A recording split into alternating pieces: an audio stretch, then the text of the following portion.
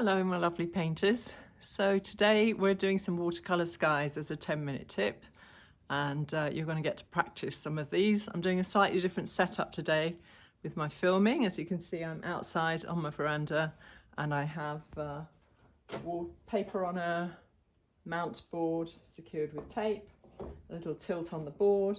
I have my paints and a large palette set out, lots of lovely fresh water, and some big brushes. Now you don't need as many as this, as long as you've got at least one that you can scoop water over the page. And we want to do some lovely soft work in the sky, so they need to be nice soft brushes that are made for watercolour, or like these hake brushes, or haki, I'm not sure how it's said really, quill brushes.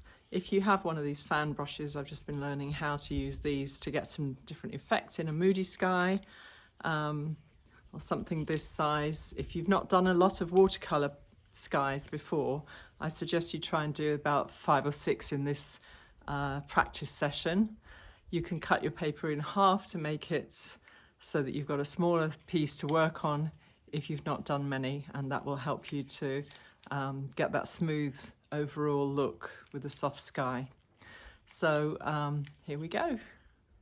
So in these exercises, we're not going to work from a reference picture or anything, but I wanted to do 2 different types of sky for you, and then you go practice whichever ones you feel more drawn to or that you need the practice in. In either way, we can imagine that there's a bit of land or sea or something down here near the bottom. We want to be mostly working on the sky to make it interesting, but also soft and smooth and continuous. So I'm going to use my large hake brush just to flow on a whole bunch of water in the top here. Now, if you want complicated clouds and things, later on we'll be looking at how to leave gaps in the water that you apply so that you can get that look of clouds. But for now, I just want you to practice making sure that you've got a nice saturated water surface. And you want to make sure it's not going to dry up in about 3 seconds time. So you want to make sure you've really dosed it with water. You want to be able to work on it for a few minutes and still have a lovely wet surface. So now we want to go into a simple blue colour for our starting sunny sky. So I'm going to use my quill brush here, and I'm dipping into a phthalo blue because I know it's going to run nicely. I'm going to make a nice big puddle, generous puddle in the corner of my large palette there. You can use a plate or something if you don't have a large palette lid. We want it to be quite watery because as we start to apply the sky colour, we want it to be like tea. So that we're putting it will dilute down some more because we're putting it into watery paper. So if you've not done watercolour skies before, just practice doing a simple, smooth sky all the way down to the horizon. You want more colour at the top and less towards the horizon. Now, to make this more interesting, while making sure that we're working on it while it's still wet, we can add more intensity of colour. So just picking up more of the same colour, putting it into that wash. So I've got lots of mixture, and you can just come in with some streaks. Now this might look very alarming when you first put it on, but believe me, it's all going to merge and do its own thing in a minute. We can also influence how that happens by tilting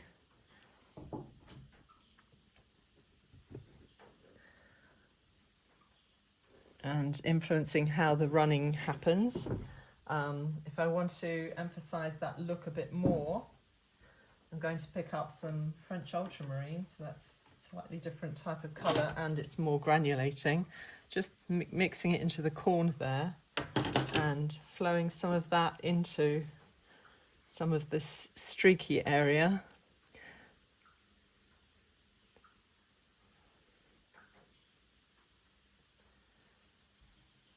Trying to get a nice soft looking lighter area in the centre.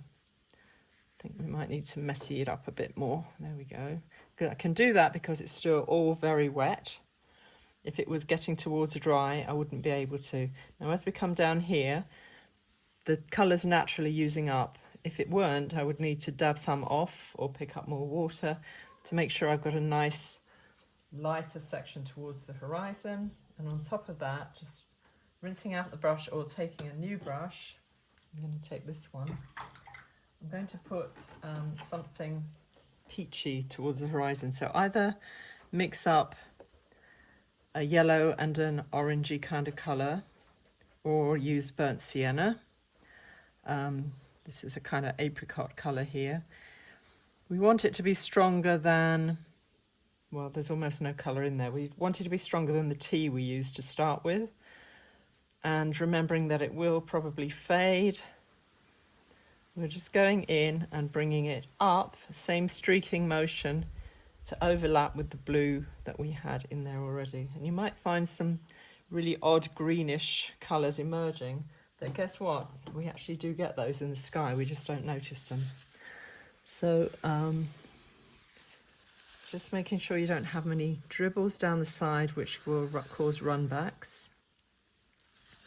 If you want to, you can influence how this works by tilting the page a bit. So as you can see, we've got slight movement in the sky with a bit of cloud area there. We've got softer clouds towards the horizon coming down to a sort of a sunset colour in the foreground. Now when we add our details on the land, we can choose how much of that we want to cover up. It might be that this is too strong an orange for, but I know it's going to dry lighter, so I'm not worried that it's, I'm not worried at this stage that it's too strong. Okay, let's move on to a different looking sky, like a stormy sort of sky. Okay, let's try another one. I've gone to a smaller piece of paper.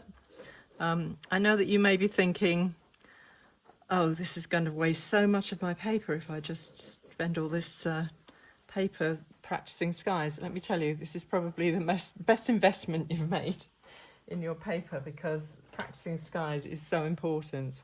And there's nothing to say that you can't turn these into future paintings. Once the skies are practiced, you can make it into a painting later.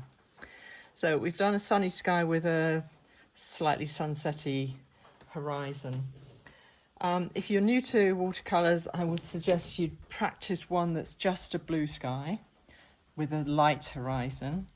Then practice one that adds in this apricot-y kind of colour near the horizon. So now we're going to go to a more gloomy kind of sky. Again, we're going to wet everything down to, oh, this brush is shedding hairs. Try not to scratch don't put your nails in there to pick up you're going to mark if you do that. Okay, I've done a slightly different horizon this time. I'm just bringing that water all the way down because if we do decide we want a lake or something reflective in the foreground, you might want some sky colours to be in that lake already. So again, making sure it's plenty wet so we have time to play with it. And this time we're going to make a grey that's a mix-up of everything that's left on our palette, whatever you happen to have. So this is those blues, a bit of burgundy, there's a bit of, I'm not going to use up all of my green there, it's a special green. A bit of this purpleness. And you can see that's quite a nice grey already for a sullen sky. I'm also going to pick up the orange that I made a while ago to put into my sunsetty sky.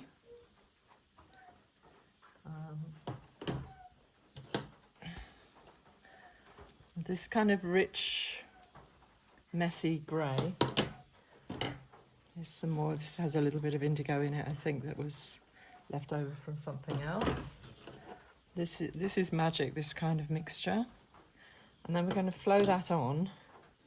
Well, let's go all over to start with.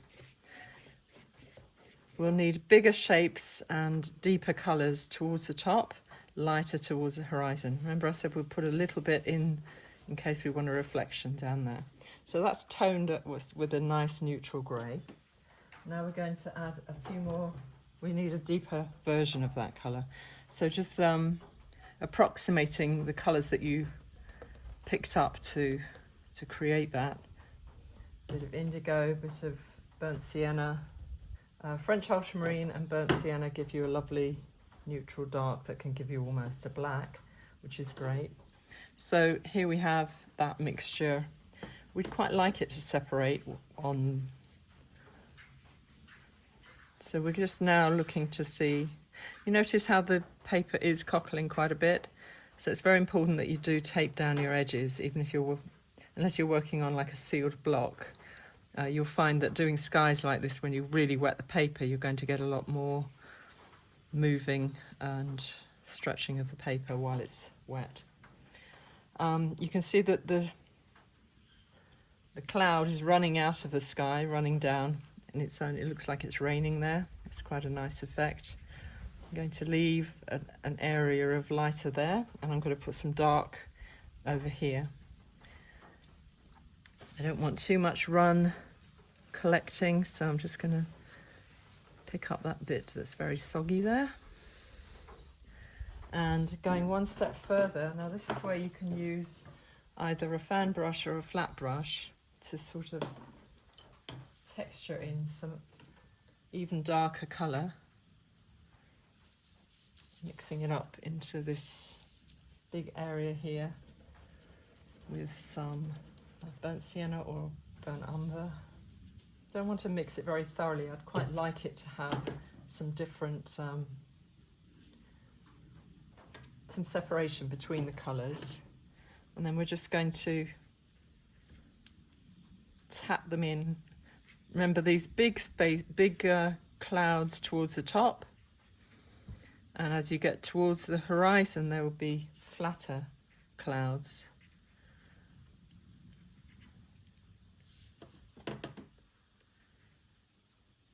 Because it's all still very wet, I can just tap in the colour like this and then it'll do its own thing. I need even more colour up here to get this really more intense. Of course, the underbelly of a cloud is usually the strongest dark area. So we can even exaggerate that.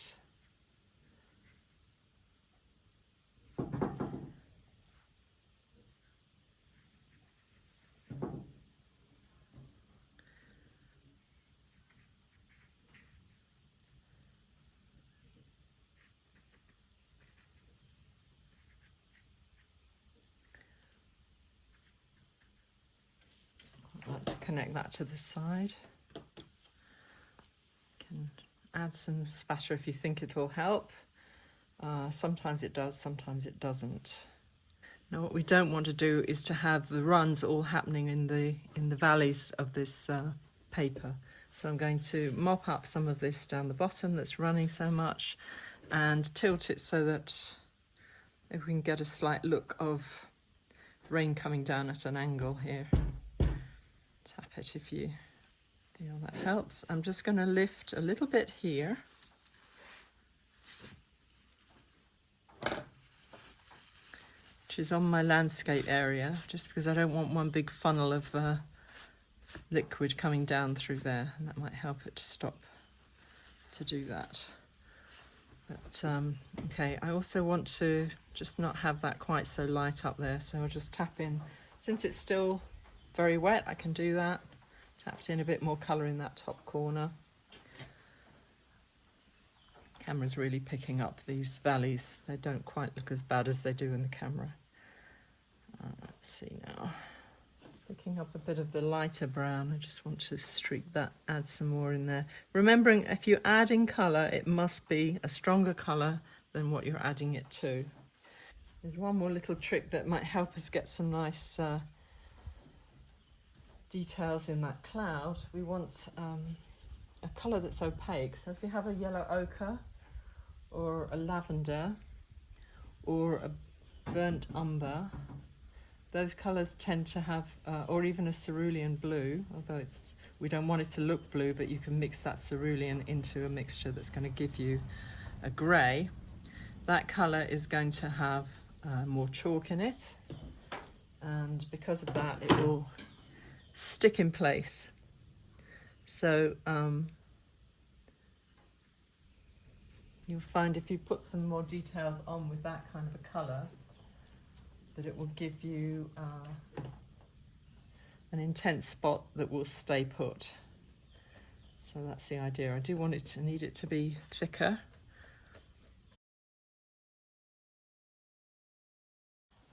So it's running a bit, but which I want it to run and integrate. What I don't want it to do is to all run quickly down the page. And so we're getting that sort of heaviness in the cloud up there because it's got a little bit of opaque colour in it. Okay, I'm noticing that I've gone on way more than 10 minutes, so I'm going to let these dry and show you how they both look at the end. As I said, if you haven't done many watercolours, make sure that you do quite a few practice ones. You can do a sunny one, you can do a cloudy one, and then for our actual project, we'll move on to something a bit more complicated.